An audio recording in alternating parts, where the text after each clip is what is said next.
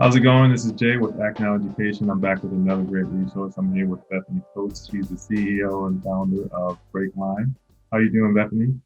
Jay, I'm doing so well, and I love being here with you. Thank you for the invitation. So, Breakline is an education company. I started it 5 years ago after spending about 10 years at Stanford as an assistant dean overseeing social impact education.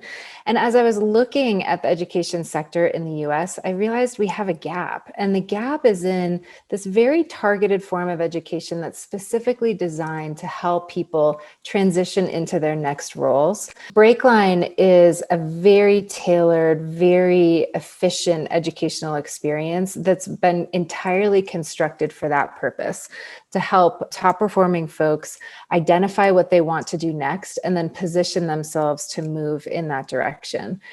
What's the best way for someone to get started, like for the application process? The application is rigorous. It's a pain. And it's not because we want to torture people. So we ask for, in that application, we ask for a lot of data, multiple essays, multiple references, at least one interview with Surge.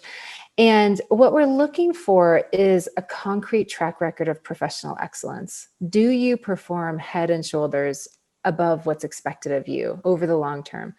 We think about principled professionalism. Are you true to a very strong value system, perhaps especially when it's hard? And then finally, I'm really interested in one question in particular on our application. We ask you to describe a forging experience. And this is where a lot of the time we get to give people credit for their lived experiences. But I think it's bizarre that we actually don't often give people credit there, and Breakline really wants to do that. We want to know what those forging experiences are for you, recognizing that they look different for everyone. Once folks are admitted, Jay, then they start working with our entire team in a really high touch capacity. The curriculum that we provide is about 60 hours of live content. Obviously right now, due to COVID, everything is online, but it's live instruction. And it's a combination of cohort-based classes and experiences, one-on-one coaching and instruction, and then really enriching ongoing professional development opportunities like our speaker series, where we invite in tech CEOs and leaders, and they talk about where they think the industry is going. Once folks move through that curriculum, then they work with our teammate Zane Knob. He and his team make very curated matches with our partners, the companies who enable the work that we do. And then they help our Breakliners succeed in those interview processes. Once our Breakliners are hired, then they're part of our alumni community. So the Breakline curriculum is very tailored. And there are 3 pillars to it. The first is what we think of as strategic communications. And this is perhaps particularly important for our veterans, because what we found is that you have to translate your experience in a way that is relevant and compelling for this particular audience, for this particular purpose. The second piece is industry exposure.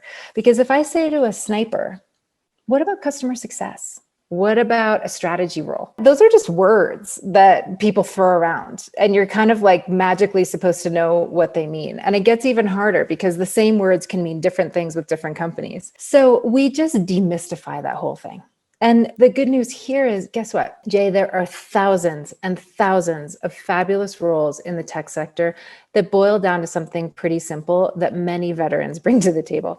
And it's this: can you work as part of a team to achieve an objective on time and on or under budget?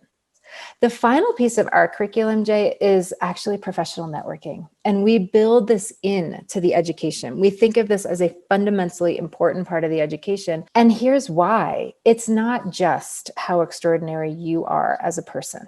It's who you know who is willing to help you. Who is going to answer the phone? Who's going to return your email? Who's going to introduce you to somebody else? Who's going to help you understand what a particular role is about? We all need that help and support.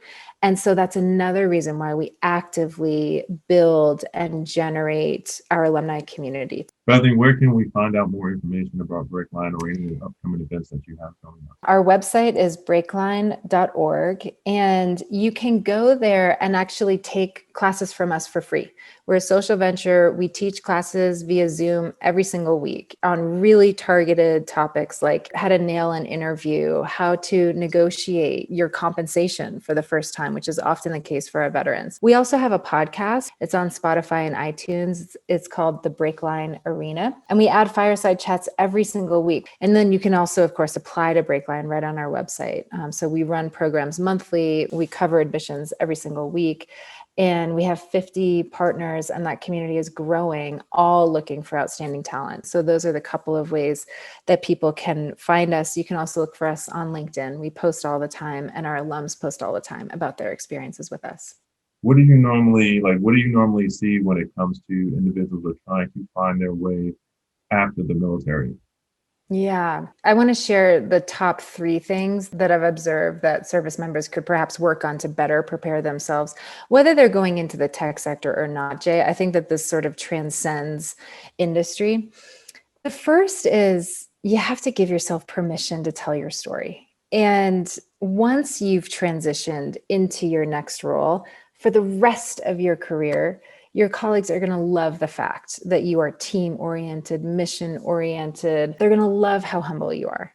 But right now, in the window, when you are interviewing for roles and sort of identifying what that next step looks like and going after it, I really encourage you to be okay with sharing your contributions as an individual, your wins, your moments of pride and triumph. The second thing is give yourself time to fully ventilate your options. It might be the biggest mistake that I see people make, which is to accept the first thing that falls into your lap. The transition window, that's a vulnerable time, right? We all have bills to pay. We all have needs that we have to cover and make sure that we're meeting. But you've also earned the chance to see what's out there. You've earned the chance to have a window into what's possible. The best decisions come from choosing amongst attractive alternatives. You only get to that point where you have attractive alternatives if you really give yourself time to kick the tires. So try not to make a fear-based decision and just accept that thing that falls into your lap. And then the third expectation I'd like to set with service members: expect problems and eat them for breakfast. I forget who said this, but I love this quote. Just expect it and just get after it.